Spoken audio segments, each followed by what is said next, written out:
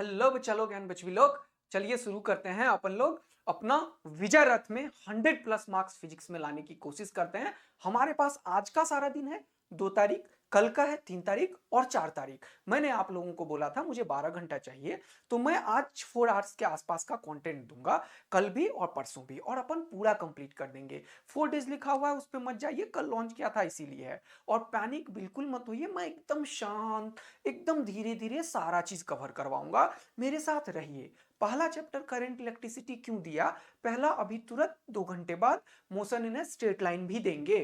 तो 11th भी start कर रहे हैं पैरेलल में, 12 भी। कुछ बच्चों का 11th थोड़ा ठीक होता है, किसी का 12th थोड़ा ठीक होता है। हमारे पास हेट्रोजीनियस बच्चे हैं। और दूसरा इंपॉर्टेंट बात है करंट पहला क्यों, क्योंकि पिछले साल इससे 5 क्वेश्चन आए थे, उससे पिछले साल 4, 3, 5 ऐसे आता ही रहा है। तो मैक्सिमम चांसेस है इससे क्वेश्चन बनने का। तो आप लोग शांतिपूर्वक मेरे को सुनिए, सारा मार्क्स आएगा। चलिए शुरू करते हैं बच्चों, करंट इलेक्ट्रिसिटी का फिजिक्स में अपना श्री गणेश करते हैं विजय रथ की यात्रा की। चलिए सर, सबसे पहले मैं बताना पसंद क्या करूंगा आप लोगों को कि सर ये जो करंट है उसमें, अच्छा सबसे इंपॉर्टेंट बात इसमें यह है कि क्या से क्वेश्चन आएगा। क्वेश्चन किससे आएगा वो मुझे नहीं पता है क्या, क्वेश्चन किससे आएगा वो मुझे नहीं पता है क्या। ऐसा कैसे हो सकता है कि वो टॉपिक नहीं लिखा मैंने, अरे बाप रे, तो वो वाला कहीं चला गया, छोड़ दो। तो सबसे पहले अपन क्या होगा, हाँ क्वेश्चन क्या आएगा, इनसे आएगा। देखो क्वेश्चन आएगा, एक क्वेश्चन आएगा बेसिक से, ठीक है, एक क्वेश्चन आएगा आर इक्विवेलेंट से, एक क्वेश्चन आएगा सेल के कॉम्बिनेशन से, एक क्वेश्चन आएगा सर्किट केवीएल केसीएल से, एक क्वेश्चन आएगा व्हीटस्टोन ब्रिज गैल्वेनोमीटर और मीटर से, और एक क्वेश्चन बनेगा यहां। टोटल कितने क्वेश्चन बने, 1, 2, 3, 4, 5, 6, जिसमें से 5-5 क्वेश्चन आ जाता है। तो ये पूरा इन तरीके से हम कवर करेंगे। पहला चीज ये कवर कर रहा हूं, ध्यान से देखना। मुझे बेसिक चीज में कवर करना है सारी चीजें। होता क्या है, हमारे पास एक कंडक्टर है बेटा, कंडक्टर में फ्री इलेक्ट्रॉन्स होते हैं। तो फ्री इलेक्ट्रॉन रेंडम मोशन करता है, जिसके चलते कोई करंट नहीं होता। नहीं तो घर में हमारे पास बहुत सारा रॉड होता है, आयरन का, एल्युमिनियम का, स्टील का, तो उसमें तार लगाते तो बल्ब जल जाता। ऐसा नहीं होता है। तो कंडक्टर में फ्री इलेक्ट्रॉन होने के बावजूद भी करंट नहीं होता, उसके चलते एक पोटेंशियल डिफरेंस लगाते हैं। इस पोटेंशियल डिफरेंस के चलते होता क्या है, इस कंडक्टर में इलेक्ट्रॉन को एक रास्ता मिलता है। जैसे पोटेंशियल के चलते एक इलेक्ट्रिक फील्ड पैदा हो जाता है, तो इलेक्ट्रिक फील्ड हर एक इलेक्ट्रॉन पे फोर्स लगाने लगता है, हर एक इलेक्ट्रॉन पे फोर्स लगाने लगता है। तो ये इलेक्ट्रॉन इधर की तरफ जाता है, तो इलेक्ट्रॉन के डायरेक्शन के अपोजिट डायरेक्शन में हम करंट कंसीडर करते हैं, ये कन्वेंशन है। तो इसीलिए करंट ऐसे ऐसे कनेक्ट होता है, और हम बोलते हैं कि पॉजिटिव पोटेंशियल वाले बैटरी से निकला है करंट। जितना करंट यहां से निकलता है उतना ही आता है। ये सर्किट एनालिसिस का पार्ट है बेटा, कि बैटरी जितना निकालेगा उतना ही लेगा। तो ये इलेक्ट्रॉन को जब ये फोर्स लगता है, तो ये इलेक्ट्रॉन क्या होता है, एक वेलोसिटी प्राप्त करता है, जिसे हम ड्रिफ्ट वेलोसिटी बोलते हैं। तो वो वेलोसिटी होता है v बराबर u प्लस ए टी से। ऑल्दो ये सब एवरेज है, सब कुछ क्या है, एवरेज है। तो एवरेज टाइम को ही हम क्या बोलते हैं, टॉ। एवरेज टाइम जो निकालते हैं उसको क्या बोलते हैं, टॉ। तो ये जो हम लिख रहे हैं, ये क्या लिख रहे हैं, टोटल जो एवरेज वेलोसिटी निकलता है उसी को बोलते हैं ड्रिफ्ट वेलोसिटी। इनिशियल वेलोसिटी हमेशा स्टार्टिंग से हम मानते हैं, तो 0। एक्सेलरेशन कौन दिया, इलेक्ट्रिक फील्ड ने। तो एक्सेलरेशन का वैल्यू होगा चार्ज इंटू इलेक्ट्रिक फील्ड, क्योंकि फोर्स का वैल्यू होता है Q इंटू ई, और एक्सेलरेशन होता है बेटा फोर्स बाय मास। ठीक है, तो ये हो गया एक्सेलरेशन फोर्स बाय मास। तो ये एक्सेलरेशन यहां पे रखेंगे, तो ये हो जाएगा e by M into tau. This is called drift velocity बेटा। ये ड्रिफ्ट वेलोसिटी जो है वही रिस्पॉन्सिबल होता है करंट के लिए। ठीक है, अब एक चीज दूसरा पढ़ेंगे कि ड्रिफ्ट वेलोसिटी के बाद क्या सर। तो ड्रिफ्ट वेलोसिटी के बाद हमें एक चीज पढ़ना है कॉल्ड मोबिलिटी। तो मोबिलिटी हम डिफाइन करते हैं म्यू से, और जिसे हम बोलते हैं ड्रिफ्ट वेलोसिटी। नोट्स मत बनाओ, बिल्कुल नहीं, बस सुनो, और उसके बाद क्वेश्चन करो। नोट सारा दूंगा, रिवीजन भी, शॉर्ट नोट्स भी सब दे रहा हूँ। मोबिलिटी होता है drift velocity per unit electric field. तो ड्रिफ्ट वेलोसिटी ये सब है, इसको इलेक्ट्रिक फील्ड से डिवाइड करेंगे तो ये खत्म हो जाएगा। तो बचेगा क्या, ई इंटू टॉ बाय एम। यानी कि ये जो मोबिलिटी है ये इलेक्ट्रिक फील्ड से इंडिपेंडेंट होता है। ये दूसरा इंपॉर्टेंट चीज तुम्हें पता करना है। अब जब ये कंडक्टर है तो इसका एक प्रॉपर्टी होता है कि ये इलेक्ट्रॉन को जाने से रोकता है, जिसे बोलते हैं रेसिस्टिविटी। क्या बोलते हैं? रेसिस्टिविटी। और एक दूसरा जो जिसके चलते करंट फ्लो होता है, अगर बहुत बढ़िया तरीके से फ्लो हो तो उसे बोलते हैं कंडक्टिविटी। ये सब लिखूंगा मैं, टेंशन मत लो। और जब जो अपोज करता है, अपोजिंग टेंडेंसी, उसे क्या बोलते हैं? रेसिस्टिविटी। तो कंडक्टर का एक टेंडेंसी है कि वो करंट के फ्लो को रोकेगा, और अगर कोई बहुत बढ़िया फ्लो करा रहा है तो उसका कंडक्टिविटी ज्यादा है। तो जनरली क्या होता है, इसको समझने की कोशिश करेंगे अपन कि ये रेसिस्टिविटी इनवर्सली प्रोपोर्शनल होता है किसके? कंडक्टिविटी के। तो सिग्मा जो होगा वो 1/ρ के बराबर होगा, रो जो होगा वो 1/σ के बराबर होगा। बड़ा ही अच्छा सा ये रिजल्ट है। अब हमें देखना है कि ये जो रेसिस्टेंस होता है कंडक्टर का, उसमें ये एरिया का रोल होता है, इस लेंथ का होता है, और इस मटेरियल का जो रेसिस्टिविटी होता है उसका रोल होता है। तो इसका अगर रेसिस्टेंस की बात कोई करता है आपसे, तो कंडक्टर का रेसिस्टेंस होता है ρL/A, जिसमें रो क्या है? रेसिस्टिविटी है। रो क्या है? रेसिस्टिविटी है। अब एक फॉर्मूला होता है हमारे पास कि यहां पे एक बड़ा ही अच्छा सा चीज हम डिफाइन करते हैं कि ये तो ड्रिफ्ट वेलोसिटी हो गया। अब जो करंट है वो आया कहां से? करंट आया इलेक्ट्रॉन के चलने से, इलेक्ट्रिक फील्ड का फोर्स लगने से। कितना बड़ा एरिया होगा उस पर डिपेंड करता है करंट, ठीक है। और एक बहुत महत्वपूर्ण बात है कि इस कंडक्टर में कितने चार्ज कैरियर है, कितना वॉल्यूम है। वॉल्यूम क्या होता है? Cross section area into length. तो किसी भी चीज का volume cross section area into length ही होता है। तो ये किन किन बातों पे करता है करंट डिपेंड? किस पे?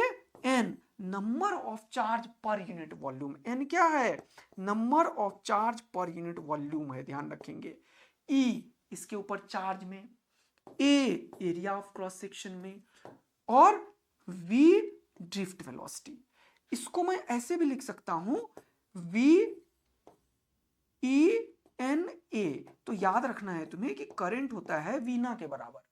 मां सरस्वती का वीणा है ये, तुम्हारी वीणा नहीं है, मां सरस्वती का वीणा है, ठीक है। तुम्हें आशीर्वाद चाहिए अभी, भगवान को ही याद कर बेटा, बाकी लोगों को नहीं अभी। तो ये वीणा करंट है बेटा, ठीक है। अब आगे बात करते हैं, जल्दी से देखेंगे। तो करंट को अगर इसके एरिया से डिवाइड करते हैं तो एक चीज होता है करंट डेंसिटी। क्या होता है बेटा? Current density. वो होता है क्या? Current per unit area. तो इसको जे से डिनोट करते हैं। तो जे जो होगा, करंट को एरिया से डिवाइड करो तो एरिया एरिया खत्म हो जाता है। तो ये जे जो करंट डेंसिटी है वो किसके बराबर हो गया? V e n. क्या हो गया? V d e n. अब वी डी का वैल्यू तुम अगर यहां से ये वाला रखोगे तो एक ई यहां पे है तो हो गया ई स्क्वायर। क्या हो गया? E square. फिर इलेक्ट्रिक फील्ड इंटू टॉ बाय एम ई। ये हो गया करंट डेंसिटी। एक ओम ने एक दिया था अपना लॉ, जिसमें ओम ने बताया कि हमारा जो लॉ है वो वेक्टर फॉर्म में भी है। ये जो करंट डेंसिटी होता है वो सिग्मा इंटू इलेक्ट्रिक फील्ड के बराबर होता है, और ये सिग्मा यही है बेटा कंडक्टिविटी। क्या है ये? कंडक्टिविटी। और ये क्या है बेटा? रेसिस्टिविटी। क्यों इतना अच्छा पढ़ा रहे हो सर? क्योंकि इससे एक क्वेश्चन पक्का आएगा परसों तरसों के एग्जाम में, इन्हीं छोटे चीजों से, ठीक है। हमेशा आता है। तो J is equal to sigma into E. तो सिग्मा क्या हो जाएगा हमारा? J/E। और J तुम्हारे पास है ये, इसको अगर E से डिवाइड करोगे तो क्या बचा? E² टॉ बाय एम ई। कुछ मिस कर दिया मैंने, N मिस कर दिया है ना? N मिस कर दिया है ना? N मिस कर दिया तो N लिखो यहां पे, एन लिखो यहां पे। तो एन ई स्क्वायर टॉ बाय एम ई, ये खूब आता है क्वेश्चन में। तो हमने यहां से देखा सिग्मा जो है वो क्या है बेटा? एन ई स्क्वायर टॉ बाय एम ई। और इसका उल्टा करोगे तो क्या मिलेगा बेटा? रो। तो उल्टा कर दो तो रो मिल जाएगा, उल्टा करो तो ये हो जाएगा M E by N E square into tau. इस पे क्वेश्चन खूब आते हैं। अब सुनना ध्यान से मेरा बात, 5 क्वेश्चन अभी तुरंत बैक टू बैक करेंगे इस पे, तब इसमें डेप्थ मिलेगा। अब ये जो चीज है ना टॉ, ये है time interval between two consecutive collision. होता क्या है, एक क्वेश्चन आता है कि टेम्परेचर का क्या इफेक्ट है इन सब पे। तो टेम्परेचर जब बढ़ाते हो ना तुम, तो ये इलेक्ट्रॉन गर्मा जाता है, तो गर्माने के बाद कोई क्या करता है, तेज भागने लगता है, तो कोलिजन धड़ धड़ धड़ धड़ होता है। तो ये टाइम जो है, इसको रिलैक्सेशन टाइम भी बोलते हैं, वो घट जाता है कोलिजन का। तो टेम्परेचर बढ़ाने से ये घटता है। तो अगर कोई चीज को डिवाइड कर रहे हो और ये छोटा चीज है, इसको डिवाइड करोगे तो वो बड़ा हो जाएगा। जैसे 10 को 2 से डिवाइड करो या 10 को 5 से डिवाइड करो, तो छोटा कर दिया तो ये 5 हो गया, और ये बड़ा किया तो ये 2 हो गया। तो अगर इसको छोटा किया तो वैल्यू बढ़ जाता है, देख रहे हो ना। तो टेम्परेचर बढ़ाने से कोलिजन का टाइम घटता है लेकिन रेसिस्टिविटी बढ़ता है सर। तो इस पे इन सब पे क्वेश्चन खूब आता है। अब एक बड़ा महत्वपूर्ण चीज है इन सब में से, जल्दी से देखेंगे कि ये जो मैंने लिखा resistance is equal to rho L by A, तो इसमें इस कंडक्टर का जो वॉल्यूम है ना बेटा, क्रॉस सेक्शन एरिया और लेंथ, वो कांस्टेंट होता है।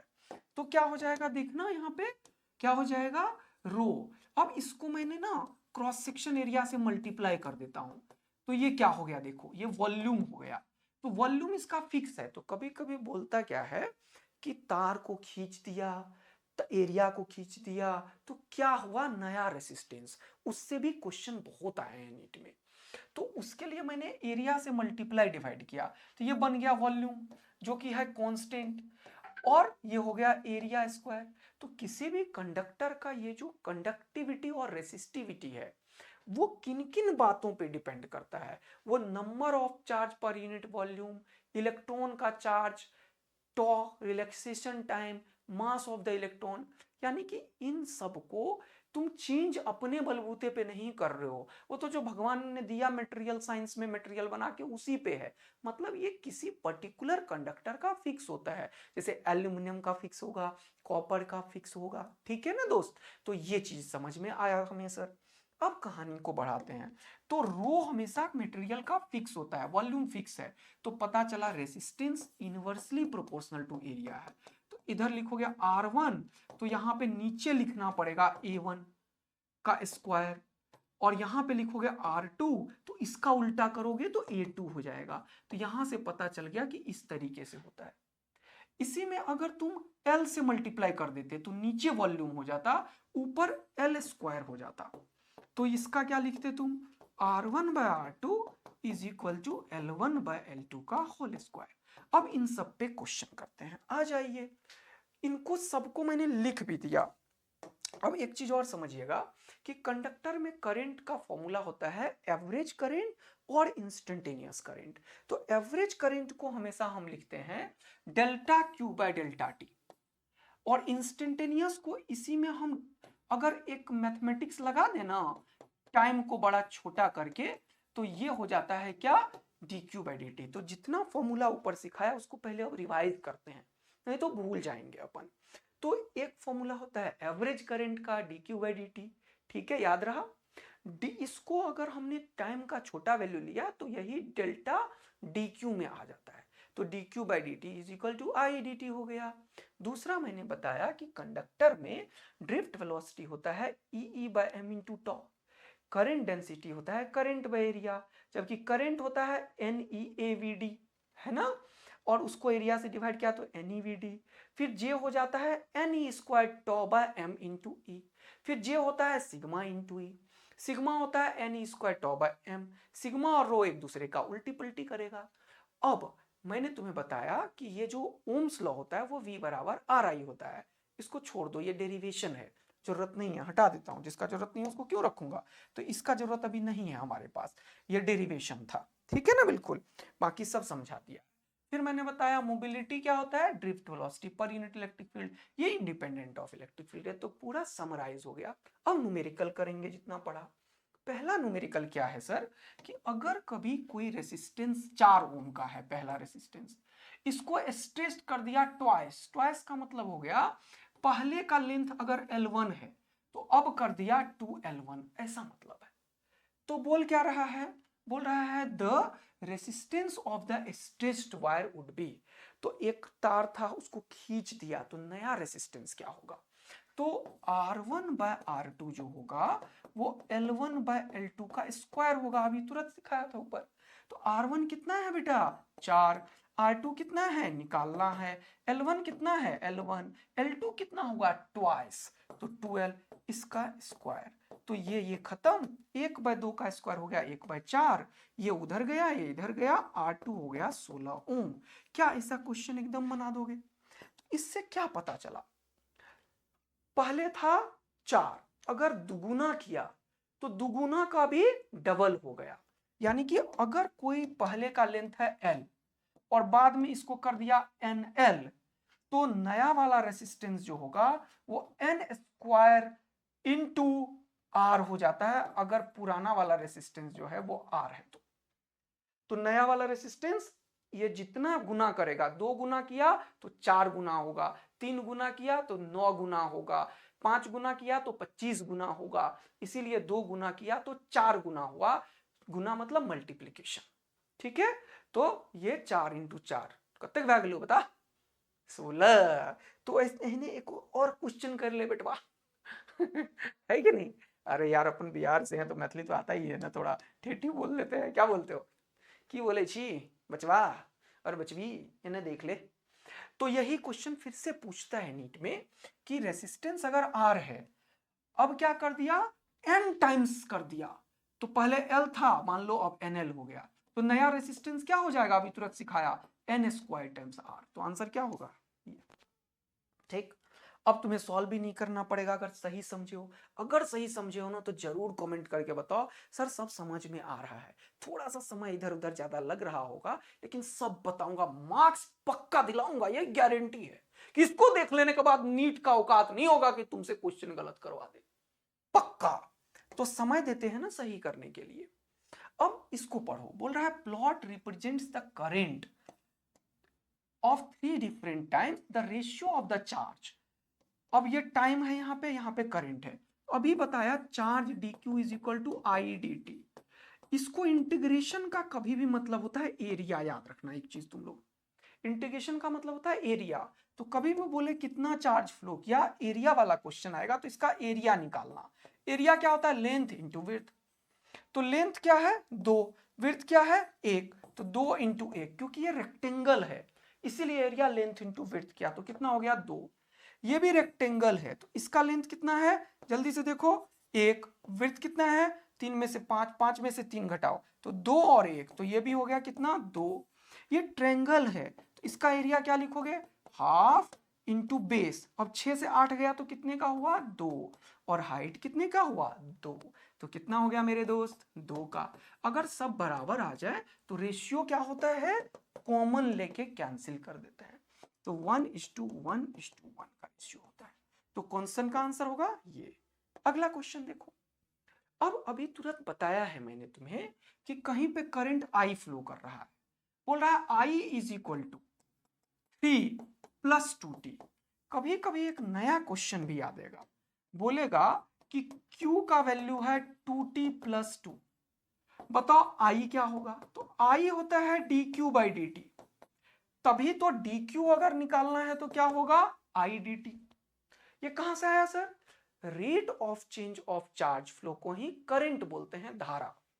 ठीक है, ये क्या है परिभाषा, डेफिनेशन ऑफ द करंट है बेटा। तो dq क्या हो गया I dt।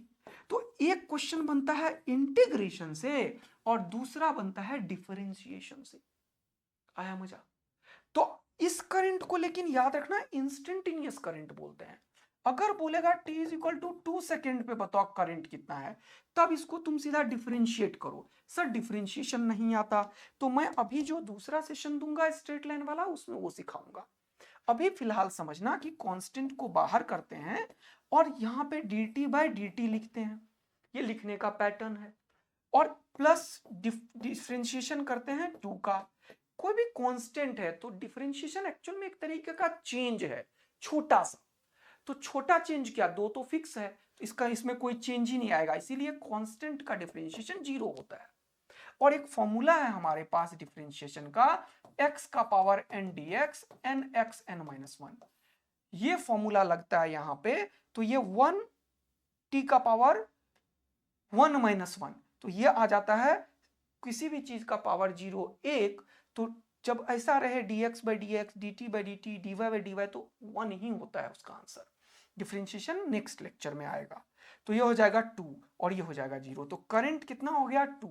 अब इसको समय से कोई मतलब ही नहीं है, तुम 2 सेकेंड में पूछो 10 सेकेंड में पूछो, हमेशा करंट 2 ही होगा एम्पियर। लेकिन ये क्वेश्चन अलग है, ये पूछा है बताओ चार्ज कितना पास करेगा in the cross section in the interval 0 to 2। तो यहां पे 0 समय लो तो कुछ नहीं होगा, जब 2 समय लिया तो मान लो Q करंट पास किया।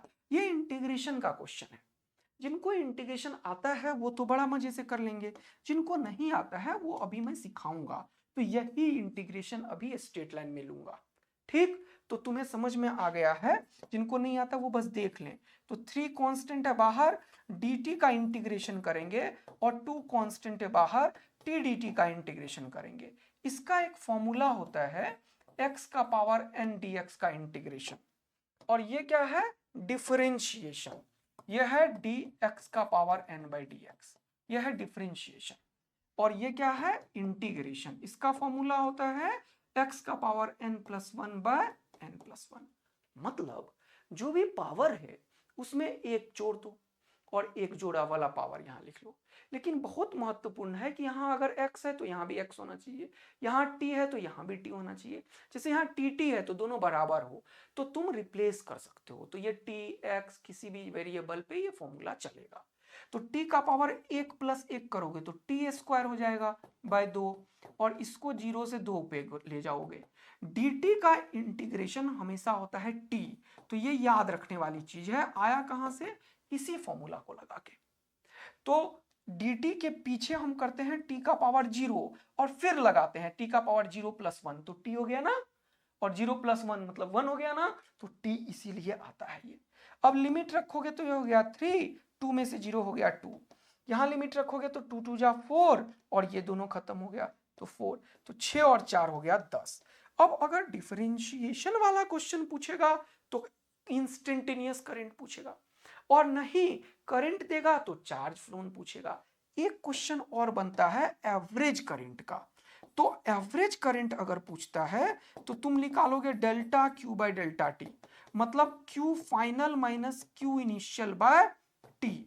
अब यहां पे आई दे रखा था, अब इस क्वेश्चन में अगर क्यू दे रखा है तो तुम्हें समय इंटरवल वाला देगा अगर एवरेज पूछेगा। जैसे बोलेगा t is equal to 1 second से 2 सेकेंड में बताओ, तो तुम इसमें q में t का वैल्यू 1 रखना, t का वैल्यू 2 रखना, तो ये क्या दे देगा यहाँ पे 2 माइनस 1 टाइम का वैल्यू 1 हो गया, और चार्ज तुम ये समय रख रख के निकाल दिए। तो एवरेज करंट में हमेशा डायरेक्ट इसमें समय रख के आता है, लेकिन इंस्टेंटेनियस करंट में इसे डिफरेंशिएट करके आता है। ये दोनों का ख्याल रखेंगे। अब चीजों को आगे बढ़ाते हैं, तो ये क्वेश्चन भी आ सकता है कि ड्रिफ्ट वेलोसिटी दे रखा है और इलेक्ट्रिक फील्ड पूछा है, तो बोला मोबिलिटी, तो मोबिलिटी अभी फॉर्मूला पढ़ाया drift velocity by electric field, इसको इससे डिवाइड कर दो, जो आंसर आएगा वो लिख लेना। तो ये आंसर आता है, ठीक है, बिल्कुल डिवाइड करना है, डिवाइड कर लीजिए, दोनों चीज दिया हुआ है सब। अगला देखो, ये क्वेश्चन अभी सिखाया मैंने कि रेसिस्टिविटी और टेम्परेचर का ग्राफ क्या होगा, किसके बेसिस पे, कंडक्टर में। कॉपर क्या है, कंडक्टर है, तो मैंने क्या बताया था कि टेम्परेचर बढ़ाने से टॉ घटता है, रेसिस्टिविटी बढ़ता है। तो टेम्परेचर देखो बढ़ रहा है और रो भी बढ़ना चाहिए, तो रो बढ़ रहा है क्या, टेम्परेचर बढ़ने से घट रहा है तो ये नहीं होगा। टेम्परेचर बढ़ाने से रो घट रहा है तो ये भी नहीं होगा। टेम्परेचर बढ़ाने से रो बढ़ता है और टेम्परेचर बढ़ाने से रो बढ़ता है। ये ध्यान रखना है कि कंडक्टर में ऐसे लीनियर वेरिएशन नहीं होता, ठीक है। तो आंसर क्या होगा, सी। तो ये क्वेश्चन बड़ा अच्छा है, बच्चा गलती करता है, लेकिन यहीं पे अगर एक क्वेश्चन पूछता कि बताओ किसी भी ये जो तुम्हारा कॉपर है उसमें रो का ग्राफ, ये नया क्वेश्चन सुनो, टॉ के बीच में क्या होगा, तो रो अभी पढ़ाया मैंने m by N E square into tau. तो ऐसे केस में अगर n और m कांस्टेंट है तो रो इज इनवर्सली प्रोपोर्शनल टू टॉ होगा। तो इस बार ग्राफ रेक्टेंगुलर हाइपरबोलिक होगा, रो वर्सेस टॉ का ग्राफ। टॉ को बोलते हैं रिलैक्सेशन टाइम, दोनों में कितना अंतर है देखो, लेकिन टेम्परेचर पे ऐसा ग्राफ होगा। सीख रहे हो ना दोस्त। चलिए अगला देखो, अगला देखो जल्दी से। अब यही क्वेश्चन अभी सारा फॉर्मूला जो बताया उस पे है, इसका सॉल्यूशन अभी मिल भी जाएगा, मैंने करंट का एक दिया है, लेकिन ये मैं तुम पे छोड़ता हूं कि क्या तुम ड्रिफ्ट वेलोसिटी को ये समझ भी पा रहे हो अब या नहीं। क्या तुम अभी करंट डेंसिटी जो मैंने तुम्हें पढ़ाया है और रिलैक्सेशन टाइम जो पढ़ाया उसको ये समझ भी पा रहे हो या नहीं, ये खुद सोचो अब बेटा, क्योंकि अभी पढ़ाया फॉर्मूला ना, रो इज इक्वल टू क्या पढ़ाया अभी तुरंत, ये रहा sir, rho is equal to M by N E square into tau, M by N E square into tau, तो टॉ यहां जाएगा तो रो यहां, तो टॉ कितना हो गया, m divided by N E square into rho, यही तो है।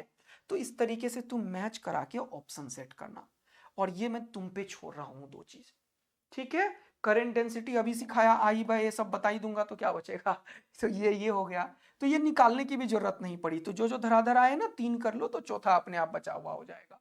ओके, मैच कर गया। तो ये बेसिक क्वेश्चंस जितने दिए वो आ गया।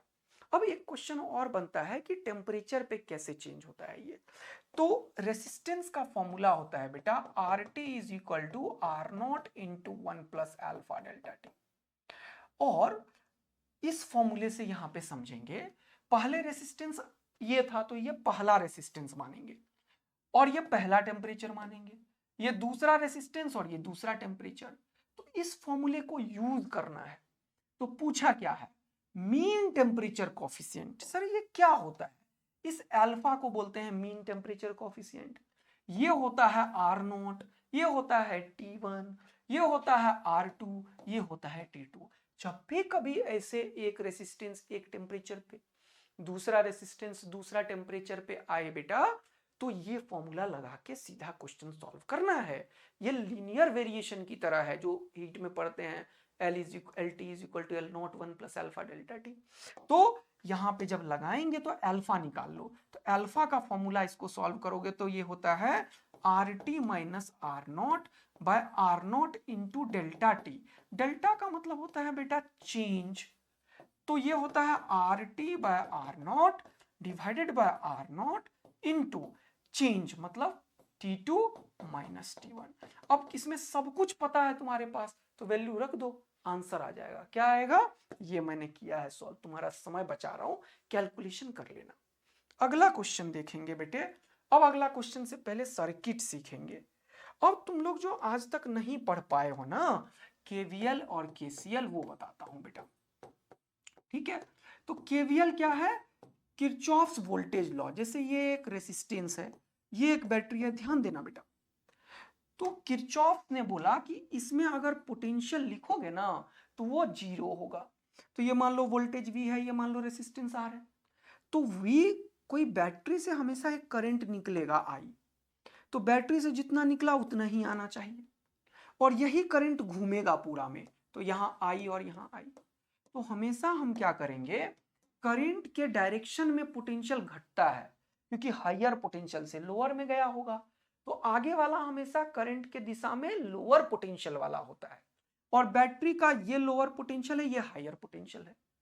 तो यहां पे ओम्स लॉ काम करता है कि आई करंट जा रहा है, आर रेसिस्टेंस है, तो पोटेंशियल आई आर होगा। तो किरचॉफ ने बोला कि अगर सब चीज का पोटेंशियल लिख दो, बैटरी का, रेसिस्टेंस का, दूसरे रेसिस्टेंस का, तो कोई भी जो लूप है उसमें टोटल पोटेंशियल का ड्रॉप जो होगा या राइज, इसमें राइज हो गया मतलब बढ़ गया, इसमें ड्रॉप हो गया घट गया, वो कितना होगा 0। यानी कि सिग्मा मतलब होता है sum of all the potential in a loop in a close loop. Close मतलब पूरा चलना, यहां से चलाना तो टिकडुम करते यहीं आओ, ये कितना होता है 0। किसने बोला, किरचॉफ ने बोला वोल्टेज लॉ पे। अब एक क्वेश्चन नीट में आता है कि किरचॉफ्स वोल्टेज लॉ किस चीज पे बना हुआ है, तो ये एनर्जी कंजर्वेशन पे है, ध्यान रखना है, एनर्जी कंजर्वेशन पे है, पहला इंपॉर्टेंट बात, ठीक है। ओके, अच्छा ये सेकेंड लॉ है, याद रखना, और इसको बोलते हैं फर्स्ट लॉ, याद रखना, ये कभी फर्स्ट और सेकेंड बोल दे। ये किस पे बेस्ड है, Kirchhoff current law charge conservation पे। किस पे, चार्ज कंजर्वेशन पे। ओके सर, ये लॉ क्या बोलता है, ये तो बोलता है पोटेंशियल पूरा लूप में 0 होगा। ये बोलता है यदि कोई जंक्शन है, ये क्या बोलता है, यदि कोई जंक्शन है, ऐसे यहां से करंट आया और मान लो इधर चला गया और इधर से भी आया, तो ये I1 आया या I2 आया, ये इधर I3 गया, तो जो आने वाला करंट है वो जाने वाले के बराबर होगा। मतलब जंक्शन पे, ये जंक्शन है, इस पे कोई भी करंट नहीं होता है, जंक्शन पे कोई भी करंट नहीं होता है, यानी कि ये I1 प्लस I2 जो है वो किसके बराबर होगा, I3 के। ये बोलता है कौन सा चीज, किरचॉफ करंट लॉ। अब मेरे पास बहुत हथियार हैं, तगड़े तगड़े, एक एक क्वेश्चन को सॉल्व करने का 5-5 मेथड है मेरे पास, लेकिन अभी समय नहीं है, आपका एग्जाम है सामने, तो उतना ही करेंगे जो रिक्वायर्ड है। तो ये दोनों सीख लिया तुम लोगों ने। अब इक्वेशन कैसे पढ़ेंगे, देखो यहां पे केवीएल लिखो, ऐसा लोग बोलेंगे तुमको केवीएल लिखो, क्योंकि क्वेश्चन में सीधा केवीएल भी आ जाता है। तो कैसे लिखना है, कहीं से भी स्टार्ट कर सकते हो तुम। तो चलो टक टक टक टक टक, आगे वाला चला ना तो हमेशा -IR लिखना, करंट के दिशा में आगे वाला -IR लिखना, करंट के दिशा में आगे वाला -IR, और ऐसे घूमते हुए आए यहाँ पे, तो ये क्या हो जाएगा, +V इज इक्वल टू 0। हो गया इक्वेशन खत्म। तो क्या हो गया, ये उधर गया, तो V is equal to IR, और ये I अगर पूछेगा तो क्या बोलोगे, V/R। तो अब अगर इस तरीके से कोई क्वेश्चन आएगा तो हम जानते हो क्या करेंगे, ये नहीं लिखेंगे, हम सारा बैटरी को पोलैरिटी के साथ ऐड करेंगे। एक बैटरी, अगर मान लो एक और होता है, एक और होता है, तो दूसरा तीसरा, और ऐसे लिखते। अब एक क्वेश्चन से तुम्हें कुछ नहीं पता चलता है तो एक और लिखते हैं।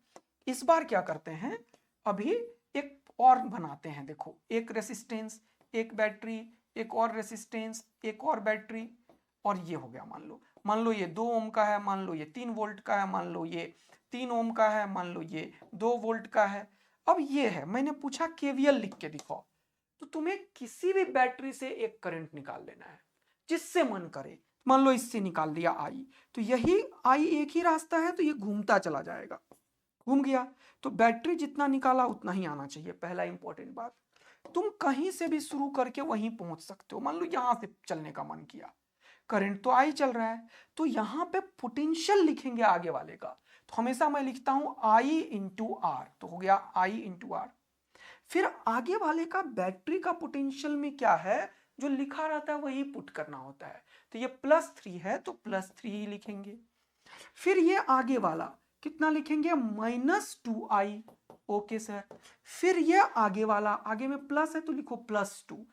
सर ये कैसे पता आपको प्लस है, बड़ा वाला डंडा जो हो तो प्लस है, बड़ा वाला डंडा प्लस, छोटा वाला डंडा माइनस, अगर ऐसे चलते तो आगे वाले का माइनस होता। तो सर्किट सॉल्व करने के लिए, इसमें करंट निकालने के लिए कैसे भी चल सकते हो तुम, कोई रुकावट नहीं है, ठीक, कहीं से भी चल सकते हो तुम, आंसर में कोई फर्क नहीं पड़ेगा। तो यहां से सर्किट में करंट आ जाता है, सीखो, -2 और 3 -5, -5 उधर गया तो +5 हो गया, और 3 और 2 5, तो करंट कितना निकल गया, 5/5 1 एम्पियर का। मैंने अभी क्या बोला था कि अब तुम ऐसे भी निकाल सकते हो, total voltage by total resistance. तो टोटल वोल्टेज इसका कितना है बताओ तो, यहां से अब चल के देखना पड़ेगा, आगे चला +3 याद रखना, फिर टक टक टक टक आगे चला +2, तो ये अगर माइनस आ जाता तो इसमें इसको घटाते, प्लस आया इसलिए ऐड किया, तो टोटल बैटरी हो गया 5 का। अब एक कहावत है कि सर्किट जो है, ऐसे अगर सेम करंट हो तो वो सीरीज में होता है, और अगर करंट डिस्ट्रीब्यूट हो तो वो पैरेलल में होता है। देखो ध्यान से, सर्किट जो है वो अगर करंट डिस्ट्रीब्यूट हो तो वो पैरेलल में होता है। तो अगर ऐसे ऐसे ऐसे ऐसे हो जाए, इसमें जो करंट है वही इसमें है, तो ये कैसा है, सीरीज में। अगर ऐसे हो जाए, एक रेसिस्टेंस यहां पे, एक यहां पे, तो यहां से जो भी करंट जाएगा वो 2 भाग में बटेगा। मुझे नहीं पता ये कितना जाएगा, मान लो अलग I1, मुझे नहीं पता ये कितना जाएगा, मान लो ये I2, लेकिन अभी क्या सिखाया कि यही I 2 भाग में बटा, मतलब यही I1 + I2 होगा। ये किसने बताया मुझे, KCL ने। तो सीरीज में जब होता है तो करंट सेम होता है, और अगर पैरेलल में होता है तो इन दोनों के क्रॉस करंट हमेशा बटता है, और पोटेंशियल डिफरेंस सेम होता है, V सेम होता है डिफरेंस में, डेल्टा मतलब डिफरेंस। ये सीरीज पैरेलल। तो अगर दो रेसिस्टेंस पैरेलल में है, मान लो R1 R2, और ये दो सीरीज में है, तो R इक्विवेलेंट का मतलब होता है कि ये दो मिलके जितना काम कर रहा है उतना अकेला यही करेगा, तो वो क्या हो जाएगा, R equivalent R1 plus R2 बेटा। और यहां से क्या होगा 1/R equivalent is equal to 1/R1 plus 1/R2 plus 1 जितना होगा। अब अगर दो ही हो ना तो इसको एलसीएम ले लो, तो जगह R1 R2 या R2 इधर आएगा R1 इधर आएगा, तो पलटी मारो तो डायरेक्ट R इक्विवेलेंट का एक फॉर्मूला याद करके रखेंगे R1 R2 bye R1 plus R2। देखो मजा आ गया।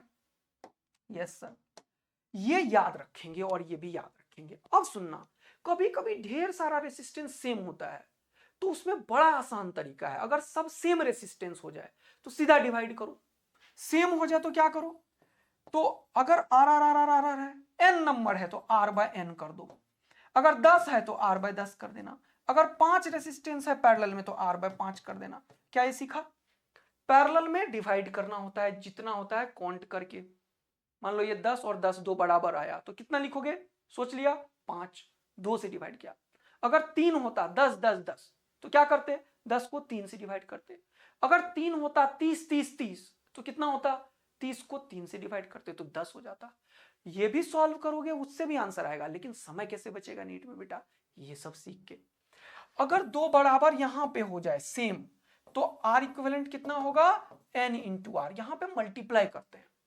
तो ये ज्ञान की प्राप्ति है कि रेसिस्टेंस सीरीज में बढ़ा देता है और पैरेलल में घटा देता है। कितना घटाता है, इनमें से जो सबसे छोटा है उससे भी छोटा होगा ये। इनमें से जो सबसे छोटा है, मान लो अलग अलग दे दिया, 2 और 5 दे दिया, तो ये जो वैल्यू निकलेगा वो 2 से भी छोटा आएगा। और इसमें अगर 2 और 5 है तो ये वैल्यू उससे भी ज्यादा आएगा। तो ये पता भी है सम होगा। तो अब इन सारे ज्ञान को एक जगह मैंने लिखा है यहां पे। तो सर्किट एनालिसिस के लिए केवीएल, केसीएल और आर इक्विवेलेंट पे क्वेश्चन बनता है।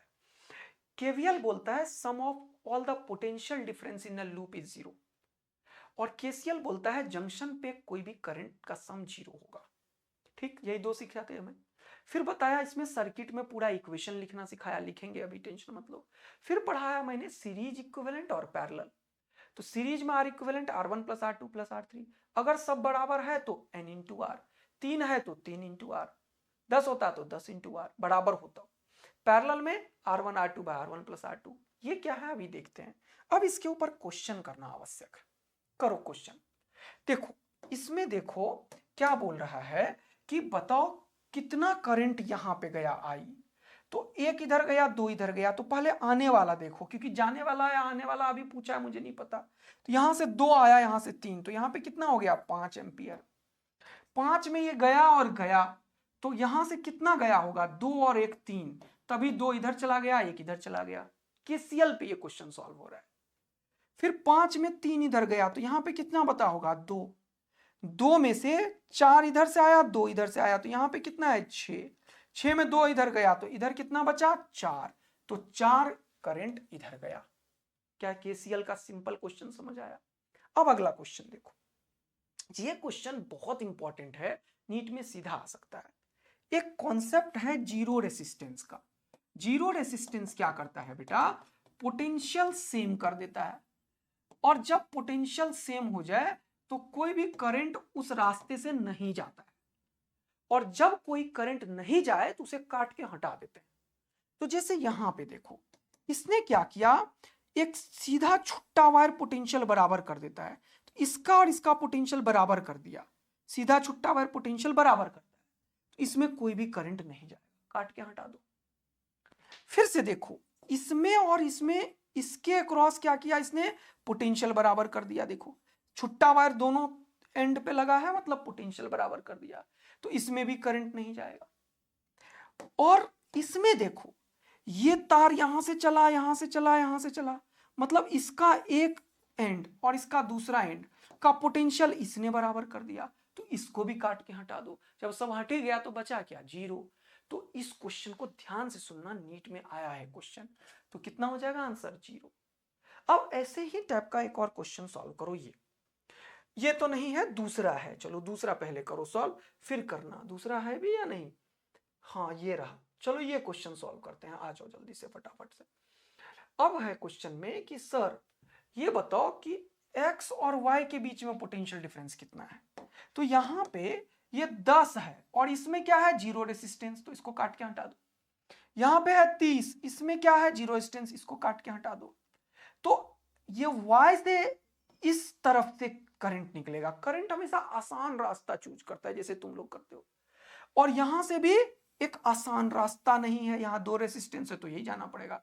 यानी कि एक्स और वाई के बीच में नीचे नीचे क्या है 10 20, तो ये जो करंट इसमें जाएगा वही इसमें जाएगा, मतलब ये सीरीज में है। सीरीज में क्या सिखाया अभी, सम कर दो, तो नीचे कितना मिला 30। ओके सर, ऊपर में 30 30 30 का कितना हो जाएगा 10। क्यों किया 10, क्योंकि पैरेलल में सब बराबर है तो 3 से डिवाइड करेंगे क्योंकि 3 है, और यहां 20, इसमें तो कुछ रहा ही नहीं, तो ये इस रास्ते से करंट को लेगा। अगर ऐसा शॉर्ट सर्किटेड है तो हमेशा इससे कोई करंट नहीं जाएगा। तो ये हो गया 10, ये हो गया 20, ऊपर कितना हो गया बेटा 30, तो ये 30 ओम है, ये 10 ओम है कि नहीं? अरे मेरा गलती कर दिया तुमने, ये हो गया बेटा 20 ओम। बोलो बेटा वाह, समझ में आ गया बा। तो 30 और 30 बराबर हो गया, तो उसका आधा होगा यहाँ पे 15, तो आंसर क्या होगा 15। तो अब तुम्हें काफी क्वेश्चन कवर करवा दिया है। अब हम आगे बढ़ रहे हैं और एक बड़ा महत्वपूर्ण क्वेश्चन सॉल्व करेंगे सर्किट का। जैसे ऐसे सर्किट खूब आते हैं नीट में, कभी कभी ये बैटरी के बगल में एक रेसिस्टेंस लगा रहता है, तुम हमेशा ऐसे ऐसे कर लेना, पेन पेपर का कॉपी होगा, क्वेश्चन होगा, तुम ऐसे ऐसे कर लेना ताकि तुम भूलो मत। इससे बोलती है दुनिया इंटरनल रेसिस्टेंस। तो यहां पे लिख लिया करो और ये हो गया खत्म। ऐसा होता है क्या? हाँ, कोई फर्क नहीं पड़ता क्या नहीं। तो जब भी कभी करंट पूछे कितना है बैटरी से, देखो पोटेंशियल डिफरेंस पूछा है इसने, तो सबसे पहले करंट निकालो, क्वेश्चन को चेंज कर दिया, फिर पोटेंशियल सिखाऊंगा। तो करंट पूछा तो करंट निकालो पहले। तो पहले इसका ये तीनों कैसे दिख रहा है, देखो यहां पे गया, इसके अक्रॉस का एक तार, इसके अक्रॉस का एक तार, इसके अक्रॉस का एक तार। अगर एक तरफ का तीनों तार एक जगह हो और दूसरे तरफ का तीनों तार एक जगह हो तो ये पैरेलल में होते हैं। तो ये तीनों पैरेलल में है, तो इसको सॉल्व करोगे तो कितना आ जाएगा 30 30 30 का 10। इन तीनों को हटा के एक 10 लग गया। यहां पे कितना है 15, तो 15 और 10 कितना हो गया 25, क्योंकि अब तो ऐसे हो गया ना जब इस तीनों को सॉल्व कर लिए, और 25 और 5 30। तो करंट कितना बताया था, वोल्टेज ले लो और टोटल रेसिस्टेंस इक्विवेलेंट का ले लो, तो करंट हो गया 1/10 एम्पियर। कभी भी जब तुम्हें पूछे पोटेंशियल डिफरेंस तो हमेशा I इंटू आर इक्विवेलेंट लगा देना। तो A और B के बीच में इक्विवेलेंट रेसिस्टेंस कितना है 10 ओम का। कैसे आया था, बराबर है तो 3 से डिवाइड करके। तो पोटेंशियल डिफरेंस कितना होगा, ये वाला I इंटू 10, तो 1/10 इंटू 10 कितना हो गया आंसर 1 वोल्ट का। तो पोटेंशियल डिफरेंस वाले क्वेश्चंस भी आ सकते हैं। तो अब हमने सर्किट का क्वेश्चन और करना पड़ेगा एक आध, नहीं तो तुम लोग फंस सकते हो। चलो ये क्वेश्चन सॉल्व करते हैं। ऐसा ही आएगा नीट में सर, बिल्कुल विश्वास रखो। अब क्या है सर, ये दोनों पैरेलल में है, देखो तो 4 और 4 का आधा हो जाएगा ना 2, ये 2 और 2 हो गया 4, तो ये 4 और ये 4 फिर से पैरेलल में है। क्यों सर, क्योंकि इसको जब सॉल्व करोगे तो ऐसा 4 और ऐसा 4 आ जाएगा लिखा हुआ, फिर ऊपर एक बैटरी हो जाएगा, फिर ऐसा, इसको सॉल्व करने के बाद ऐसा आता है। तो ये भी तो 2 और 2 सीरीज में आ गया था ना, तो ये भी 4 हो गया था और ये भी 4, तो 4 और 4 पैरेलल में है। देखो करंट डिस्ट्रीब्यूट हुआ ना, तो कितना हो जाएगा 2। तो पूरा अब करंट कितना निकलेगा इससे बताओ, ये 4 का और इसको सॉल्व करके 2 का, तो कितना हो गया 6। तो वोल्टेज बाय रेसिस्टेंस तो कितना हो गया 1 एम्पियर। तो करंट कितना फ्लो करेगा 1 एम्पियर का। अब सुनना, अब इसने पूछा क्या कि बता करंट आई क्या होगा, आई कहां पे है यहां पे, तो ये वाला करंट चाहिए, लेकिन सर्किट तो अब ऐसा बन गया है, तो दिमाग लगाना। ये आया 1 एम्पियर का, यदि ये दोनों बराबर है तब तो आधा आधा बांट दो, आधा इधर आधा इधर। यदि बराबर नहीं है तो क्या करेंगे वो अभी बताता हूं। तो ये फिर से आया और ये फिर से, तो दोनों मिलके फिर से हो गया 1 एम्पियर। अब यही तो हुआ था, तुमने जो फोटो बनाया है यहां पे, ये 1 एम्पियर इस जगह पे आएगा, तो इसके सामने क्या है ये, तो कितना आंसर होगा 1 एम्पियर। आया मजा, सीखा कुछ, तो आंसर होगा 1 एम्पियर का। अब एक बड़ा इंपॉर्टेंट चीज बता रहा हूं कि अगर रेसिस्टेंस मान लो यहां R1 है, यहां मान लो R2 है, और यहां से करंट गया, तो क्या करोगे बेटा, क्या करोगे बेटा, इसका करंट अगर निकालना है तो तुम इसको ऊपर में रखो, इन दोनों का सम नीचे करो, और जो आने वाला करंट है जो बटा है यहां उसको मल्टीप्लाई करो। ये फॉर्मूला याद रखोगे। वैसे ही ये वाला I2 क्या होगा बेटा, दूसरे वाले को ऊपर में रखो, I1 है तो R2, I2 है तो R1, नीचे दोनों का सम ही रखना पड़ता है, और आने वाला करंट वही होता है जो यहां पे। ओके, तो यहां से क्या हुआ सर, करंट डिस्ट्रीब्यूशन फॉर्मूला है ये। अब कोई भी रेसिस्टेंस हो तुम कर सकते हो, इस पे भी नीट में क्वेश्चन आ जाता है, और ये क्वेश्चन के बीच में यूज हो जाता है। सीख रहे हो ना दोस्त।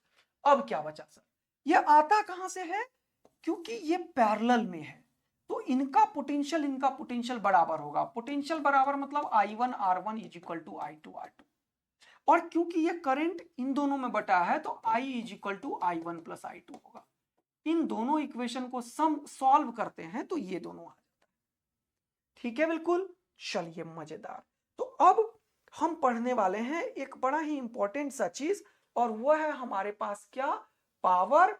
और दूसरा जो क्वेश्चन पक्का आएगा वो कौन सा है सर, व्हीटस्टोन ब्रिज और मीटर ब्रिज। व्हीटस्टोन क्या होता है, 4 इसमें आर्म है, इसका और इसका रेशियो, और इसका और इसका रेशियो यदि बराबर है तो इसको बोलते हैं बैलेंस्ड व्हीटस्टोन।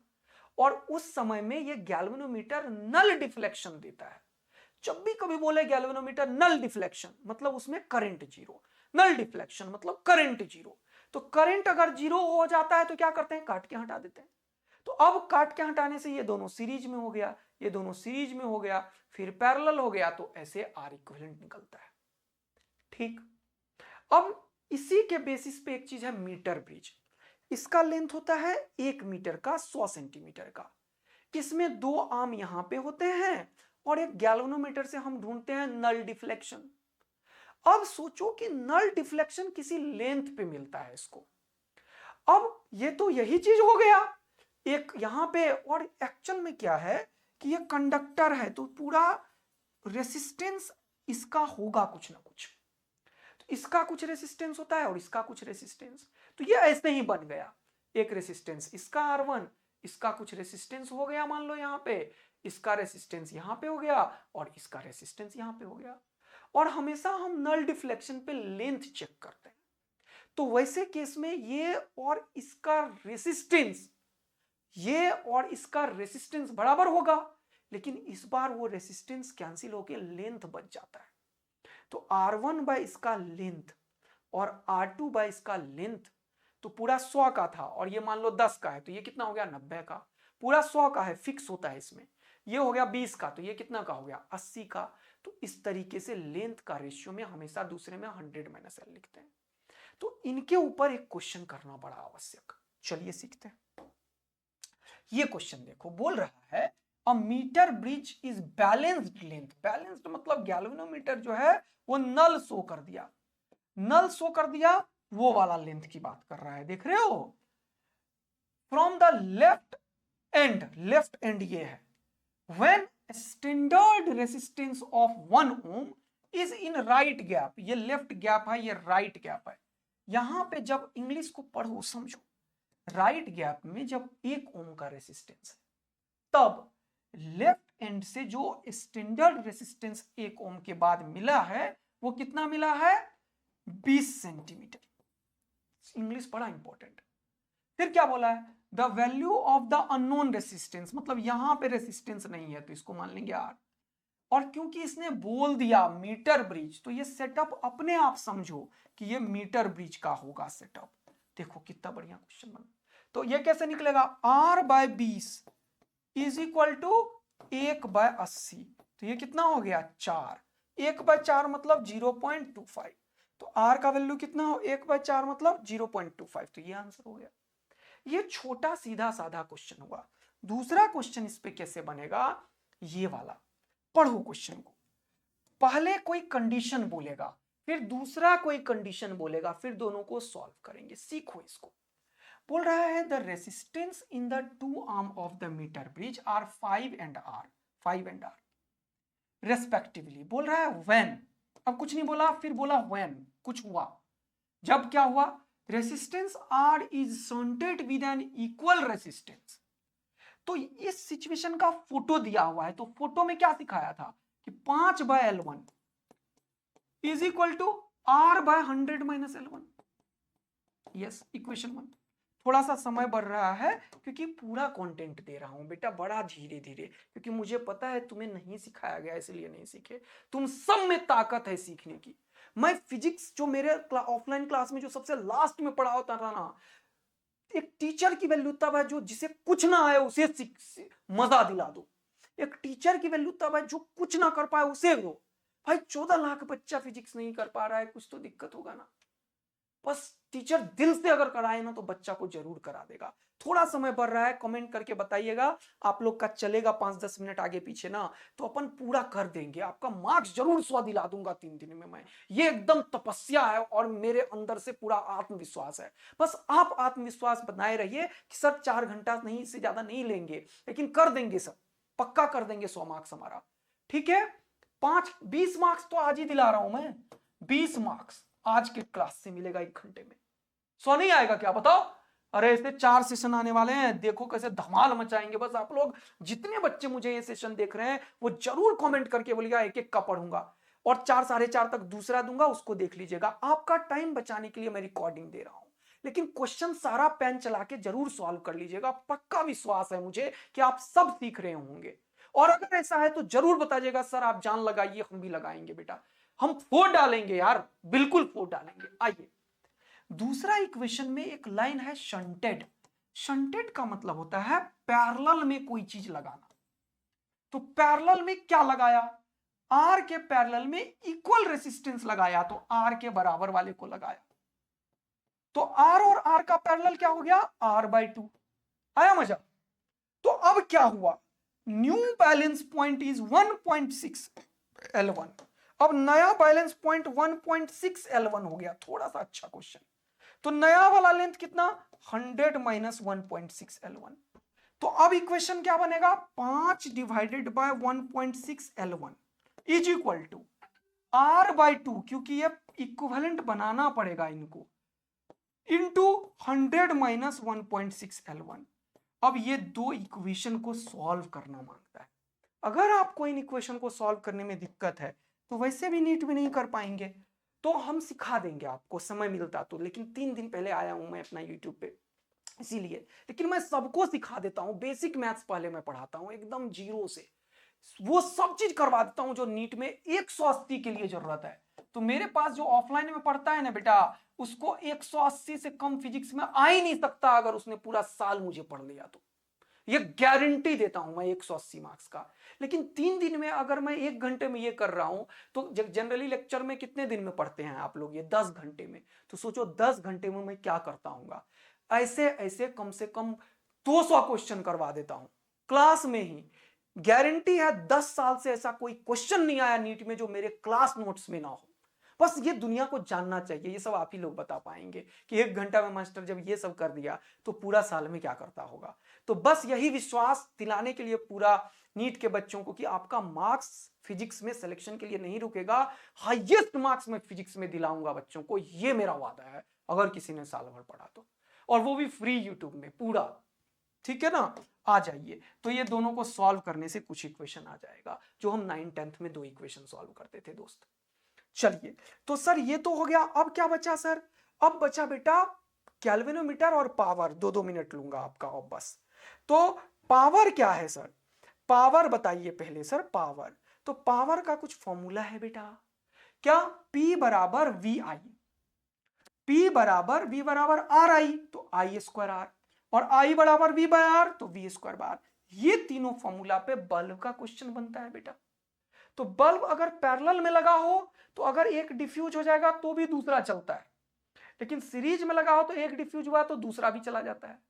अगर सीरीज में हो तो फॉर्मूला कौन सा लगाएंगे, पावर का कौन सा फॉर्मूला लगाएंगे, I²R, क्योंकि करंट सेम होता है, और पैरेलल में पोटेंशियल सेम होता है, इसीलिए पावर का फॉर्मूला V²R लगाएंगे। बल्ब का किसी भी क्वेश्चन में पहले रेसिस्टेंस निकालना होता है, फिर जो ऊपर में सर्किट सॉल्व कराया ना वही सर्किट सॉल्व करना होता है। हो गया बल्ब का क्वेश्चन। ठीक है, बिल्कुल पक्का समझ आ रहा है आप लोगों को।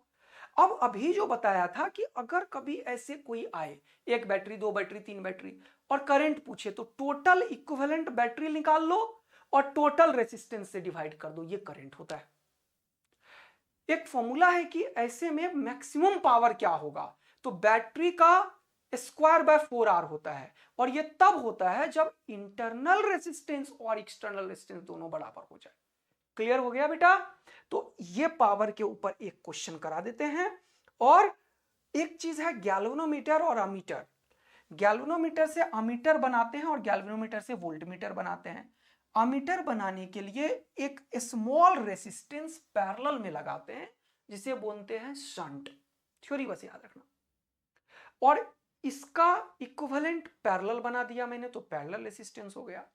अभी मैंने बताया था कि इसका रेसिस्टेंस जो होगा वो दोनों से कम होगा। जनरली आइडियल अमीटर का रेसिस्टेंस 0 होता है। ठीक ऐसे ही वोल्टमीटर को हम हमेशा सर्किट में पैरेलल में लगाते हैं, लेकिन गैल्वेनोमीटर से वोल्टमीटर बनाने के लिए एक हाई रेसिस्टेंस सीरीज में लगाते हैं। सर्किट में वोल्टमीटर पैरेलल में लगता है, तो वो कौन सा इक्वेशन लगा के सर ये पोटेंशियल निकालता है? I इंटू आर, क्योंकि करंट इसमें नहीं जाता, क्योंकि आइडियल केस में हम मानते हैं इसका रेसिस्टेंस इनफाइनाइट होता है। इतना ही थ्योरी चाहिए, हाँ बाकी चीज मूविंग कॉइल गैल्वेनोमीटर में पढ़ेंगे। अच्छा, तो अब ये सारा चीज कर दिया। अब आप लोग एक दो क्वेश्चन खुद कीजिएगा, ये छोड़ रहा हूं मैं बाकी चीज। तो मिलेंगे एक और सेशन में, तब तक के लिए बाय, मस्त रहिए और पढ़ाई करते रहिए। इसमें 3 क्वेश्चन मैं दे रहा हूं, अगर नहीं होगा ना तो कमेंट करके जरूर बताना। अगले सेशन जो होगा 12 वाला, जो कि करंट के बाद मैं ले रहा हूँगा उधर मॉडर्न फिजिक्स का तीनों, उसमें से आएंगे कितने क्वेश्चन सर?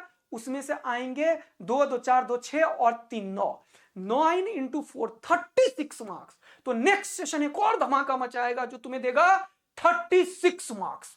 अगर 3 छोटे छोटे सेशन दे दूंगा, 4 छोटे छोटे दे दूंगा, तो लगभग 1 सवा घंटा लगेगा। तो 1 सवा घंटा का सेशन बनाऊंगा 36 मार्क्स की गारंटी के साथ। तैयार रहो, मिलता है 4:30 बजे। और इतना प्यार दिखाने के लिए बहुत बहुत धन्यवाद। Thank you, love you, bye bye.